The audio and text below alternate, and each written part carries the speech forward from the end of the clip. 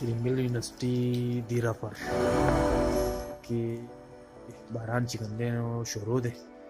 باران خو نه دی شروع، ور شروع ده. دې نه مخکې باران و، اوس وره چې کوم دی شروع شوې ده. تقریبا 10-15 منټه شو په یوې سم باندې کوم دی دا ور راورېږي. نو راځئ چې د شرنگل دا وره چې کوم دی دا ووینو او چې څنګه وره کېږي، موسم یې څنګه دی او یونیورسټي څنګه ده. راځئ دا د ماینن چې کوم دی د شرنگل څنګه ماینن ګورم. دا چې کوم دی د نیو بوایز هاسټل دی، چې کوم مین هاسټل دی د هلکانو. دا چې کوم دی نیو بوایز هاسټل دی، دغه هغه مین ګیټ جوړېږي بله، او دې خوا سره دا هاسټل سره هم چې کوم دی انډر کنسټرکشن دی، دا هم جوړېږي. او دا سنوفال شروع دی، او دا چې کوم دی نیو بوایز هاسټل دی، دا د یونیورسټۍ کوم دی هاسټل. دا د شرنگل یونیورسټۍ چې کوم دی د انډسټریشن بلاک دی. انډسټریشن بلاک موږ ته چې کوم دی ولاړم او وره چې کوم دی دا راکې شوې ده. ډېره مزه کوي تاسو ته کتلی شئ.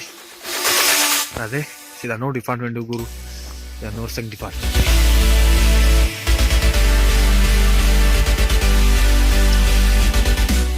دا اګریکلچر ډپارټمنټ دی او ډپارټمنټ انګلیش ډپارټمنټ چې کوم دی دی او باټني ډپارټمنټ پکې هم دی.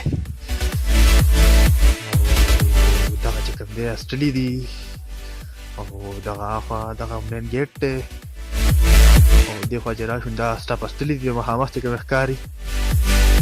او راځئ چې نور مخکې وګورو. دا جیولوجي ډپارټمنټ دی او فارمسي ډپارټمنټ دی.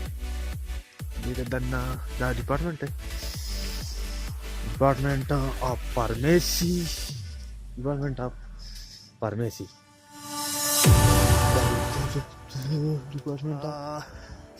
دا اوس موږ رالو ډپارټمنټ اف زوالوجي او ډپارټمنټ اف لا طرف ته چې کوم دی اوس موږ رالو ډپارټمنټ اف لا او ډپارټمنټ اف زوالوجي. راځئ چې دا وګورو دننه راځئ چې دننه اوس وګورو چې دننه به کې څنګه چې کوم دی اور راورېږي او څنګه ډپارټمنټ دی ډپارټمنټ نه دی.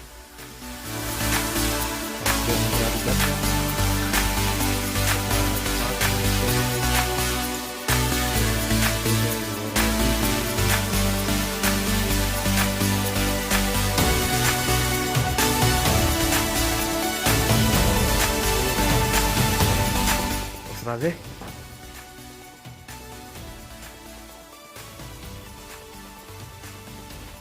دا د یونیورسټۍ چې کوم جومات دی هغه جومات باندې چې کوم اوس موږ رالو او دا چې کوم دی د یونیورسټۍ مین جومات دی.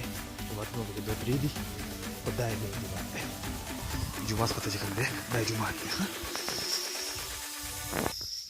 د شهید بنظیر دا د شهید بنظیر بوټو یونیورسټۍ شرنگل دیر پر یونیورسټۍ د هغې چې کوم دی مین جومات دی.